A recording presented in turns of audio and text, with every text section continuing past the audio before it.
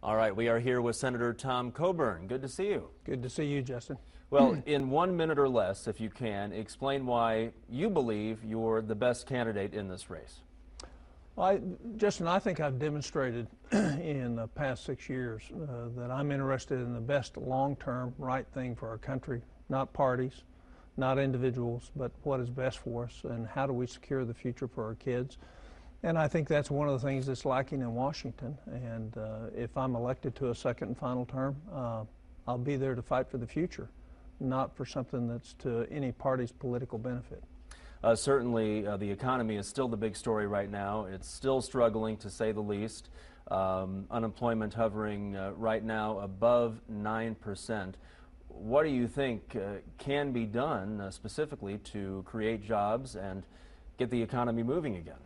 Well, I think the first thing we have to do is create confidence in the future, and that's leadership related, and that's Congress doing what it should be doing in terms of creating an environment. The real problem today is there's a lot of money sitting on the sideline that's not being invested because people don't see a vision for the future that says there'll be reward for hard work and invested assets.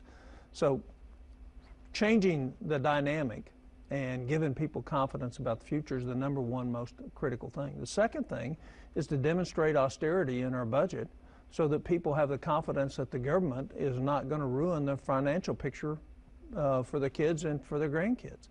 And I think if you did both those things and you did them simultaneously and you don't increase taxes in this soft economy, I think what you'd see is the American people respond as they have in the past. Right now they don't have the confidence to go out and spend and invest, which creates demand and creates jobs.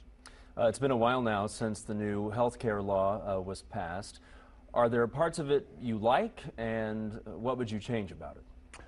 Well, certainly there are some small parts of it that I like. I like making sure that we take care of people who have illness and we don't exclude them because they have an illness.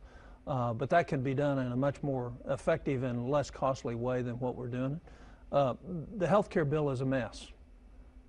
It will lead to rationing. It will lead to less care for our seniors. It will put a federal bureaucrat ultimately between you and your caregiver. It is actually worse than I thought it was. And the implications, we have over 7,000 pages of regulations already, and we've only done 5% of the bill. There's no way we're going to efficiently implement this bill without collapsing the insurance industry and switching everything over to the government, taking care of all of it. In Washington, it seems like politics have become extremely partisan, although some would say that's nothing new. But what, if anything, can be done to fix that problem? Well, first of all, I would disagree with that contention. I don't think it's partisan at all. I think it's all policy driven. We have an administration and a majority in Congress that's leading this country down towards socialism, where the government involves itself further and to a greater degree with less freedom for individual citizens. So the fact that we sit and fight against that, it's not Democrat-Republican. It's pro-freedom, pro-liberty, pro-individual expression versus government control and government mandate on people's lives. Those are distinct philosophical differences. One captures the vision of our founders. The other captures the vision of those who favor a socialistic style government. Quickly, Social Security is running a deficit this year. Can it be saved? Yeah, it will run a deficit this year and next year, and then we'll have 5 or 6 years of positives. The problem with Social Security is, number one, is we haven't walled it off, and so we've stolen the excess reserves, which is about $3 trillion. So they're not earning significant monies, at least not what they could have.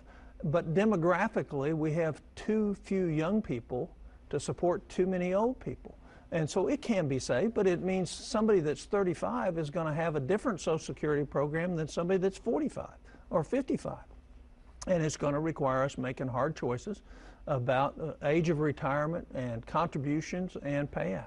So privatizing it, in your mind, is not the way to go. Well, I don't oppose privatizing it because there's not any private program that's been well run under very constricted, that hadn't done far better than what you could have done with the same amount of money in Social Security.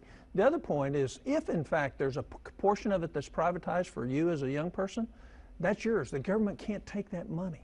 It's yours and it's yours forever. And that's the problem. If you look at African Americans in this country, they're getting cheated terribly by Social Security because their life expectancy is left. All right, Senator, we're out of time. We All right. appreciate you coming in. Justin, good to visit with you. Thank you very much.